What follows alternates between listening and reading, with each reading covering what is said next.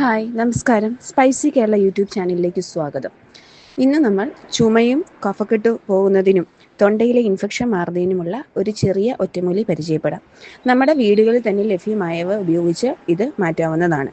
സുഗന്ധവ്യഞ്ജനങ്ങളുടെ രാജാവായ കുരുമുളകിലെ പെപ്പറ്റിൻ എന്ന ഘടകം കഫം ഇളകി പോകുന്നതിനും തൊണ്ടയിലെ ഇൻഫെക്ഷൻ മാറുന്നതിനും പ്രതിരോധശേഷി വർദ്ധിപ്പിക്കുന്നതിനും സഹായിക്കുന്നു. അതുപോലെ തേൻ ഒരു നാച്ചുറൽ ആൻറ്റിബയോട്ടിക് ആണ്.